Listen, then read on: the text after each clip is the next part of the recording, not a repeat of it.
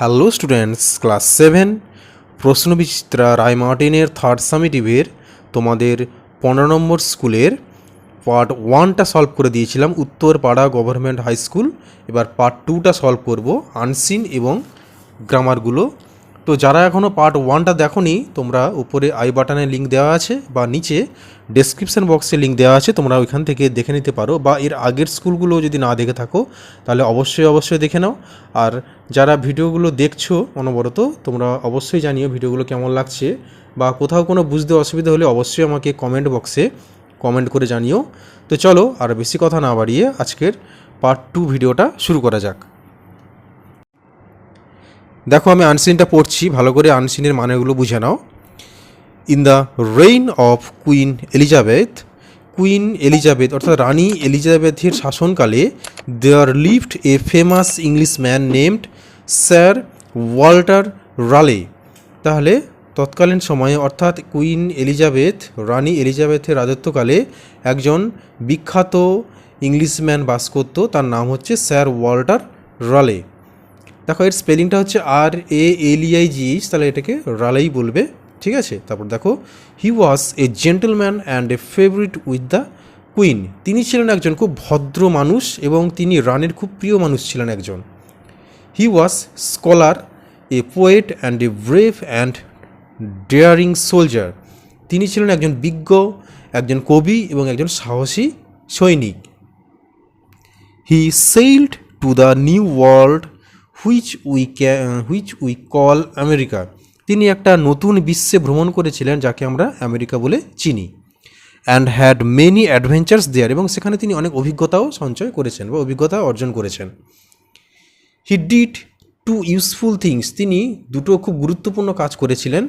He brought back from America two plants, তিনি America থেকে দুটো উদ্ভিদ এনেছিলেন বা দুটো গাছ এনেছিলেন।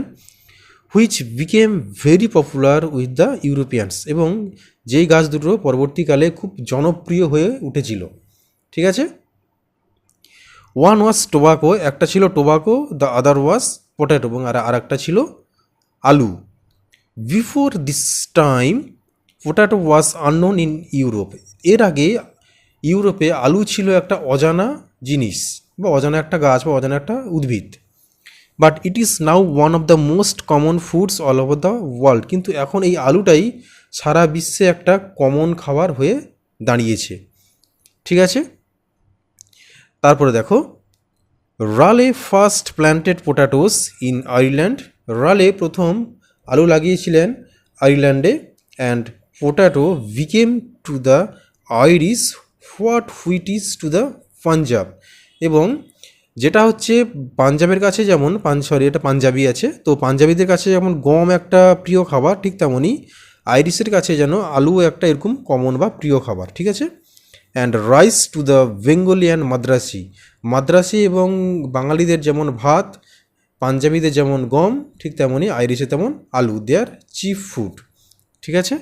তো এই ছিল তোমাদের আনসিন। আমি প্রথম থেকে শেষ পর্যন্ত আনসিনটা ভালো করে বুঝিয়ে দিলাম, আশা করছি বুঝতে পেরেছো। এবার এখান থেকে প্রশ্ন উত্তরগুলো দেখে নেব। দেখো, অ্যান্সার দ্য ফলোয়িং কোশ্চেন্স রয়েছে, তো এখানে যেহেতু লেখার জায়গা নেই তোমাদের জন্য আমি আলাদা করে খাতায় লিখে রেখেছি।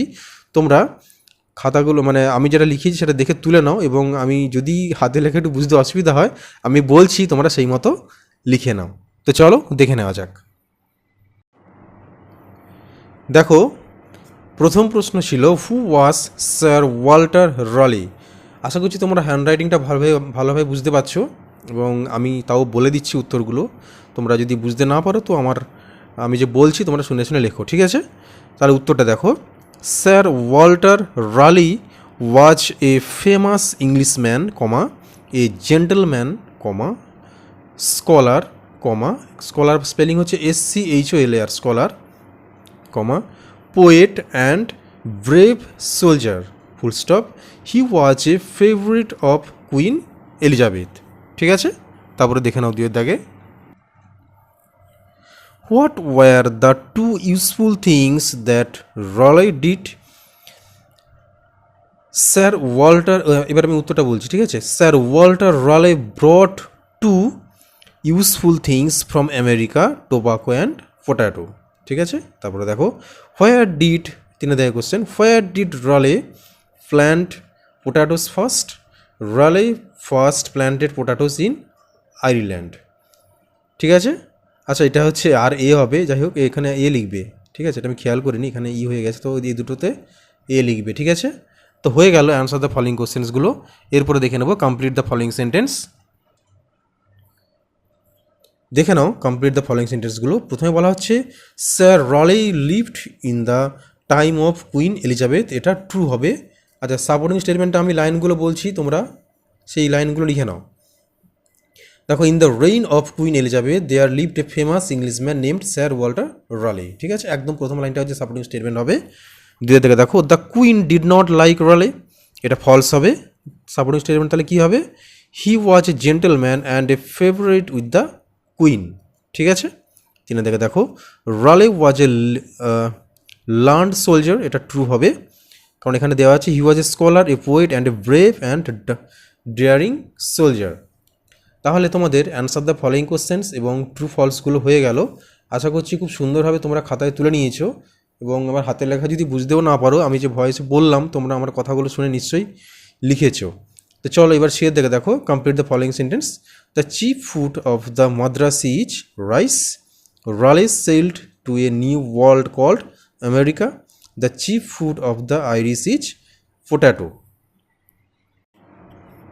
তাহলে হয়ে গেল এবিসি। এবারে দেখে নেব ডি এর দাগে find out the word from the unseen passage, অর্থাৎ সিনোনিম খুঁজে নিয়ে লিখতে হবে, ঠিক আছে।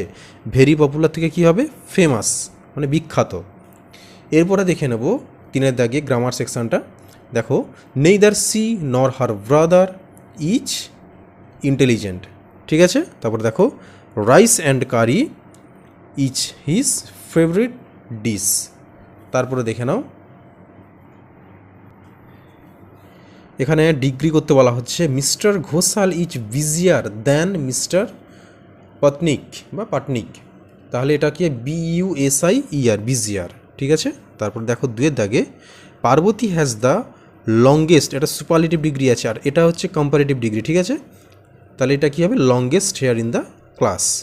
তিনের দাগে দেখো we should be more careful in our speech, এটা হচ্ছে কম্পারেটিভ ডিগ্রি, এটা কী হবে? MORE মোর কেয়ারফুল, ঠিক আছে। তারপরে দেখে নাও পাঁচের দাগে ন্যারেশান রয়েছে, দেখে নাও ন্যারেশানগুলো আমি বলছি। He said my son is reading a book, এটা যখন তুমি এটা আছে ডিরেক্ট স্পিচে, এটা যখন তুমি ইনডিরেক্ট করবে তাহলে উত্তরটা কী হবে? He said that his son was reading a book. তারপরে দুয়ের দিকে দেখো Ravi said I am going now, তাহলে ইনডিরেক্ট স্পিচে কী হবে? Ravi said that he was going now থেকে হবে দেন। তারপরে ছয় দিকে দেখো fill in the blanks with appropriate prepositions. We are proud of Vidyasagar for his great work in the field of education.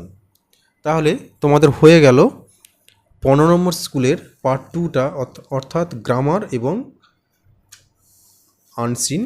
তো আশা করছি তোমরা বুঝতে পারছো এবং ভিডিওটা যদি ভালো লেগে থাকে তাহলে অবশ্যই একটা লাইক করে দিও এবং চ্যানেলে যদি তুমি নতুন হয়ে থাকো তাহলে চ্যানেলটাকে সাবস্ক্রাইব করে রাখতে পারো, কারণ ইন ফিউচার ভিডিও দিলে তোমার সামনেই চলে আসবে।